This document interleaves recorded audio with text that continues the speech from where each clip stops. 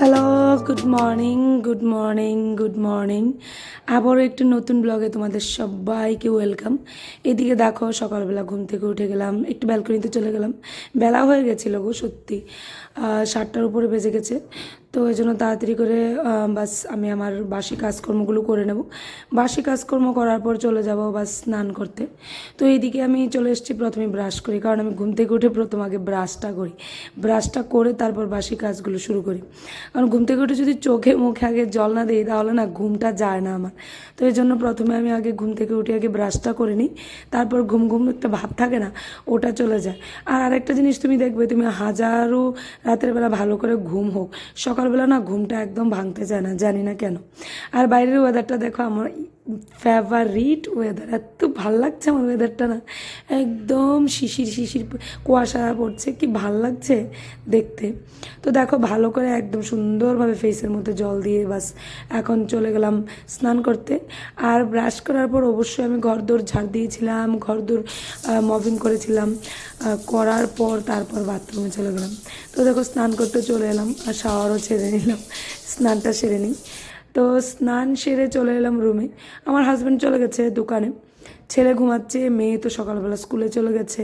শাশুড়ি মা সকালবেলা মেয়েকে স্কুলে দিতে যায়। তো সকালবেলা ঘুম থেকে উঠে আমার প্রথমত কাজ থাকে স্নান করে, আশেপাশি কাজকর্ম সেরে স্নান করে পুজো দেওয়া। তো পুজো দিয়ে নেব, তার আগে একটু ময়শ্চারাইজার লাগিয়ে নিই, কারণ ফেস ক্লিন করার পর না ময়শ্চারাইজার না লাগালে আমার মানে স্কিনের যা অবস্থা হয় না, কেমন জানি লাগে, ড্রাই ড্রাই হয়ে যায়। তো এই জন্য আগে লাগিয়ে নিই। তো লাগিয়েছি, এখন দেখো ছাদে চলে এলাম, ছাদে এসে ফুল পারবো। আর ওয়েদারটা না আমার কি বলবো তোমাদেরকে, জাস্ট মানে এত ভাল লাগছে, তোমাদেরকে বলার কিচ্ছু নেই, আর বুঝতে পারছো, কিচ্ছু নেই বলার, এত ভাল লাগছে আমার ওয়েদারটা। আর ফুল না আজকে কেন জানি বেশি ফুটেনি, অল্প কয়েকটা ফুল ফুটেছে। তো যাই হোক, পুজোটা কিন্তু হয়ে যাবে, যে কটা ফুল ফুটেছে এতে বাস পুজো হয়ে যায়। তো ফুল পাড়ার পর ওই ছাদে চলে যাবো। এদিকে আমার বেলপাতা গাছ আছে, আর বেল গাছ আছে, বেল গাছ থেকে বেলপাতা পেরে নেব। আর এইদিকে দেখো দেখো, লেবু গাছটার মধ্যে না নীলকণ্ঠ গাছটা একদম বেয়ে বেয়ে উঠেছে। তো এখান থেকে কিছু গাছ কিছু ফুল পেরে নিচ্ছি। আর এখানে দেখো বেলপাতা পাড়তে চলে এসেছি। আর এইদিকে দেখতে পাচ্ছ কেউ উঠেনি। আর এই জায়গাটা একদম নীরব লাগছে। বাজারে কিন্তু আমার বাড়ি, একটু নিচের দিকে তাকালে হইচইগুলো শুনতে পাওয়া যায়, কিন্তু উপরে উপরে থাকলে এত একটা হইচই মানে বোঝা যায় না। কিন্তু যখন দোতলায় চলে যাব তখন একদম হইচইটা লাগে। আর উপরতলা যখন ছাদে যখন চলে আসি তখন এত একটা হইচই শোনা যায় না। তো দেখো এদিকে আর গরমও লাগছে না তেমন, এর জন্য চুলগুলোও ছাড়া। অন্য সময় যখন রৌদ্র থাকে তখন চুলগুলোকে বেঁধেই যায়, একটা মিনিটের জন্য চুল ছাড়তে ইচ্ছা করে না, এত গরম লাগে। তো দেখো, পুজোটাও কমপ্লিট করে নিচ্ছি সুন্দর করে বাস। আর ছিল সোমবার, তো সোমবার যেহেতু ছিল, তো এই জন্য তোমাদেরকে শিব শম্ভুকে দর্শন করিয়ে নিচ্ছি।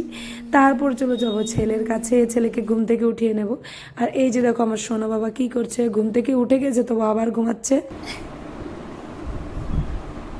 রাধে রাধে বলো, রাধে রাধে। সুন্দর করে বলো রাধে রাধে, মুখ খুলে বলো, বলো জুড়ে বলো রাধে রাধে বলো। রাধে রাধে রাধে। আর সোনা বাবাকে ঘুম থেকে তোলার পর আমি আমার ব্রেকফাস্ট নিয়ে এসেছি। এটা একটা বেকারি আইটেম ছিল, আর দুটো বিস্কিটস আর চা নিয়ে এসেছি। চলো, আবার একটু ওয়েদার দেখো কীরকম হয়ে আছে, দেখে মনে হচ্ছে না এক্ষুনি বৃষ্টি নেমে যাবে, একদম বৃষ্টি নেমে যাওয়ার সম্ভাবনা। আর নাকি বৃষ্টি নেমে গেছে, না এখনও বৃষ্টি নামেনি, বৃষ্টি নামবে, অবশ্যই নামবে। আর ওয়েদারটা দেখো মেঘলা একদম হয়ে আছে। আর এদিকে আমি আমার চাটা আগে কমপ্লিট করি, কারণ সকালবেলা চা না খেলে আমার একদম ভালো লাগে না। চাটাই হলো আমার প্রথম প্রথম মানে কি বলবো, আমার বলার কোনো ভাষা নেই। তো চা খেতে এত ভালোবাসি। তো জল খেয়ে নিচ্ছি, প্রথম 2 গ্লাস জল খেয়ে নিয়েছি, কিন্তু কারণ আমি 2 গ্লাস জল খাই তারপর চাটা খাই। আর 2 গ্লাস জল খাওয়ার পর না আমার চা খাওয়ার একটা কেমন যেন অনিচ্ছা ভাব আসে, কিন্তু চায়ের ওই যে একটা নেশা থাকে না, চা না খেয়ে পারি না। এইদিকে চলে এসেছি বেডরুমে, সুন্দরভাবে বিছানাটাকে গুছিয়ে নেবো, একটু আড্ডু করে গোছানোই আছে, তবে একটু আড্ডু ঝাড় দিয়ে নেব। ওই যে আমাদের সকালবেলার একটা বাতিক থাকে, সমস্ত বিছানাকে একটু ঝাড় দেওয়া। আবার উঠোন যদি থাকতো তাহলে আমরা উঠোনও ঝাড় দিতাম। আগে তো দেখতাম আমার মা ঠাম্মা সকালবেলা গোবর নিয়ে গুলে জলের মধ্যে সারা উঠোনে ছিটিয়ে দিত, ভালো লাগতো। আর এদিকে দেখো আবার একটু চলে এলাম, তো ক্রিম লোশন লাগাইনি যদিও, লাগিয়েছিলাম ও ময়শ্চারাইজার, আর কিছু না। তো এখন সিঁদুর টিঁদুর পরে নেওয়ার পালা, তো সিঁদুর টিঁদুর পরে নেব, পরে নিয়ে তারপর যাব অন্য কিছু কাজকর্ম যাই থাকে, এই যে ঘরের যা কাজকর্ম থাকে ওগুলোই করে নেব। আর আমার না একটা রুটিনের মধ্যে চলতে হয়, কারণ ছেলের স্কুল থাকে। আজকে বলতে পারছি না স্কুলে পাঠাবো কি পাঠাবো না, কারণ ওয়েদারটা কিন্তু একদম তোমরা দেখতে পাচ্ছ ক্লাউডি, বৃষ্টি নেমে যাবে এরকম একটা ভাব, তো এর জন্য বলতে পারছি না। তো প্রথমে আগে ছেলেকে স্নানটা সেরে নিলাম, কারণ সকালবেলা কিন্তু ওকে ব্রেকফাস্ট খাইয়ে নিয়েছি, তো আগে স্নানটা সেরে নিয়েছি। মেয়ে স্কুল থেকে আসার আগে ছেলেকে স্নানটা সেরে নিই, কারণ মেয়ে স্কুল থেকে আসলে ও চলে যায় বাথরুমে স্নান করতে। তো যদিও আমার দুটো বাথরুম, তবু একটু অসুবিধে হয়, ও আমার বাথরুমে, ওরা ছেলে মেয়ে দুজনে আমার বাথরুম ছাড়া স্নান করতে চায় না, এজন্য।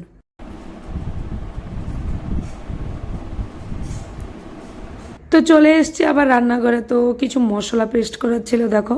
তো দু রকমের মশলা হবে, দু রকমের রান্না হবে, দু রকমের একটা আইটেম হবে, কিন্তু দুটোর মধ্যেই বাটা মশলা লাগবে, তো এই জন্য দু রকমের মশলাই পেস্ট করে নিচ্ছি দেখো। দুবারই পেস্ট করছি, কারণ একই রকম না তো মশলাটা, এই জন্য দুবার পেস্ট করতে হচ্ছে। আর রান্না হবে, দেখো তোমরা কি রান্না হবে। এগুলো যে দেখতে পাচ্ছ এগুলো হলো মাছ, এমনভাবে ভেজে নেওয়া হয়েছে। আর এটা হলো ছোট মকা মাছের পেঁয়াজি, এটার জন্য মশলা বেটে নিয়েছিলাম।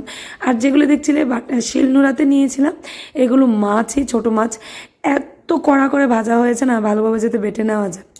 তো দু রকমের রান্না হয়েছে, বাস এখন রান্নাঘর ক্লিন করার পালা।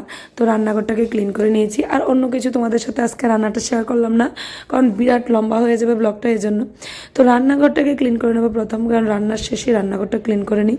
রান্নাঘরটা ক্লিন করার পরে বাকি ঘরগুলো একটু ঝাড় দিতে হবে, যদি মবিং করার ইচ্ছা থাকে তাহলে করি, কোনো দিন করি না। এই প্রত্যেক দিন আমার হয়ে ওঠে না, কারণ যদি টাইম পাই তাহলেই করি, আর যদি টাইম না পাই তাহলে করি না। ছেলেকে দিয়ে এসে স্কুলে কিন্তু অবসর থাকে না 1 মিনিটের জন্য, কাজকর্মে ভর্তি থাকে। তো যেদিন একটু সুবিধা পাই মবিং করি, ঘর মুছি, সকালবেলা তো ঘর মোছাটা একবার হয়েই যায়। আর যেদিন টাইম পাই না এদিন আর দুপুরবেলা মুছি না, এই ঝাড় দেওয়ার মাধ্যমেই চালিয়ে নিই।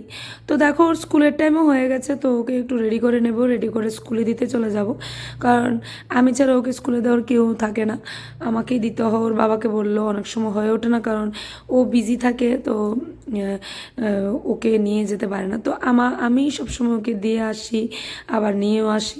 তো এই জন্য আমার উপরে প্রেশারটা প্রচণ্ড পরিমাণে পড়ে, সমস্ত কাজকর্ম তার উপর, ছেলেকে স্কুলে দিয়ে আসা, তারপর নিয়ে আসা, দেখবে কাজের মাঝখান দিয়ে এগুলো করতে হয়। আর ওর লাফালাফি দেখো, সারাক্ষণ ও লাফাতে থাকে। তো রান্না যেহেতু শেষ হয়ে গেছে, ওকে স্কুলে দিয়ে এসে আমার কিছু এডিটিংয়ের কাজ, অন্য কিছু কাজকর্ম আছে না, তো এগুলোও করে নেবো। আর এদিকে দেখো কারেন্টও চলে গেছিলো, তো একটু জল খেয়ে নিচ্ছি, এখন বাস ওড়নাটা নিয়ে চলে যাব। স্নান করে তো আমি একবারে কুর্তি পরিয়ে নিই, এই জন্য, কারণ যাতে আমাকে বারবার আর চেঞ্জ করতে না হয়, এজন্য একেবারেই সেরে নিই। তো দেখো রেডি হয়ে গেছি, ওকে নিয়ে যাব। তো ওকে বাস স্কুলে দিয়ে এসে 1 কাপ কড়া করে চা খাবো, চা খেয়ে বাস অন্য কাজকর্ম লেগে যাবো। তো বন্ধুরা আজকে এতটুকুই তোমাদের জন্য, তোমাদের সাথে শেয়ার করলাম। আর নেক্সট একটা ব্লগ নিয়ে তোমাদের কাছে হাজির হব। টিল দেন বাই বাই, ভালো থাকবে, সুস্থ থাকবে, নিজেদের খেয়াল রাখবে।